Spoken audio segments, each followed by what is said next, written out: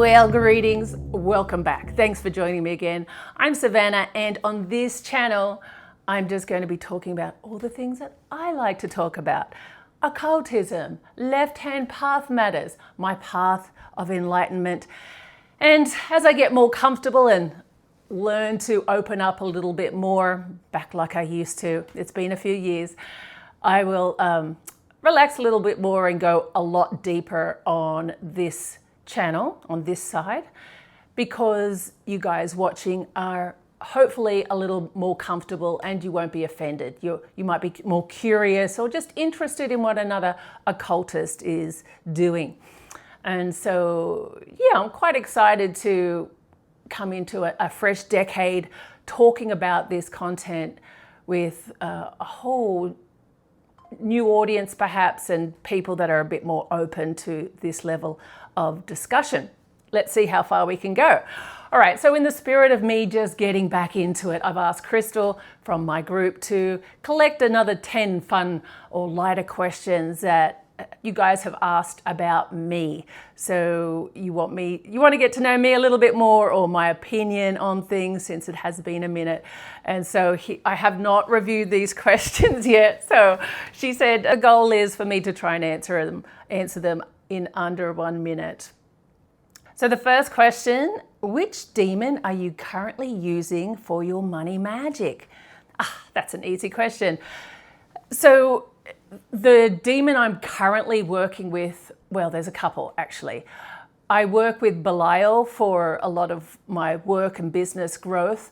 I work with Boon. Currently, I have a very large working altar for Boon right now. A lot of clients love Boon, and we do a lot of honoring of Boon. And he has been fantastic to me over the years, and so it's nothing for me to spend some time in honoring him. So I have a very large working altar, primarily for money, and of course Clonic. I do have a pact with Clonic, and Clonic is a very interesting demon to work with for money, and I work with Clonic for different money goals and more strategic sorcery. So they're the main demons I work with for money. There's a whole bunch of other money spirits I work with, but they're the demons.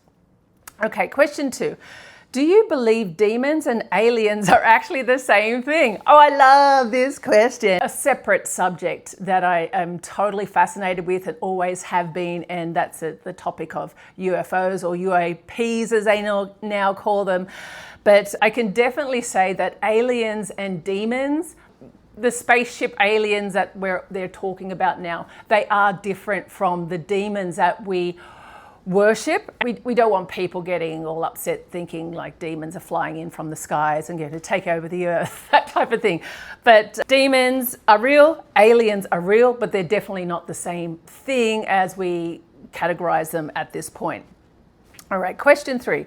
What do you usually ask Lucifer for when you petition him? I work with Lucifer every day. And work with Lucifer is probably the wrong way to put it. I give praise to Lucifer on a daily basis. There's a prayer I say every day to Lucifer, like a lot of people would to their own God in their own religious system. Lucifer is my religion, if you want to put a banner on it like that.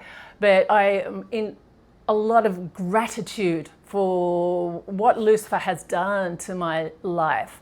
So normally it's to answer your question, it's normally praise and gratitude. When I'm working with clients, because Lucifer is at the top of he's the CEO of my planet, right?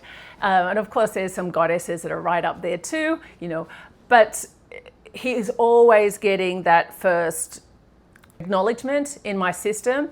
And so whatever I'm working with, he is always there, almost like that guardian, that old OG who's going to be giving a nod and then allow us to do whatever we want to do.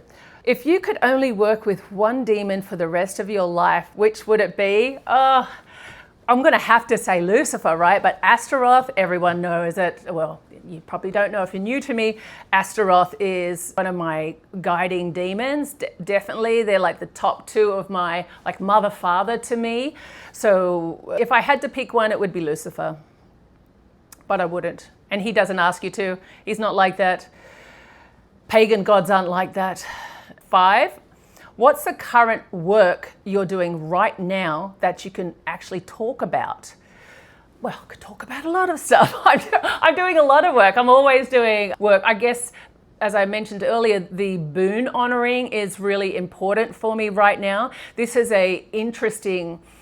I'm really into strategic sorcery, and this is a very interesting period of accelerating our goals, especially when it comes to creative and financial goals, that type of thing. If you've been planting seeds, this energy of this moment is going to accelerate that. And so working with boon and of course clonic is very important for me right now. So they're those money workings that are super important. And of course the daily working for my protection with under Lucifer, that's something that I always do. All right. Question 6. Which demon would you use if someone really pissed you off and wanted to handle it fast? There's a lot that I could use, and you'll get into your own, if you're doing this working, you'll have your own favorite. Andras, the demon Andras, responds really well to me. And we've done some really awesome stuff together. And what he can do is, at his own choice, of course, is off the chain. So that's my go-to guy right now. What's your go-to demon for protection these days? Lucifer. Lucifer's my go-to guy. Question, if Lucifer and one of your regular demons both offered you the exact same thing, what would you pick?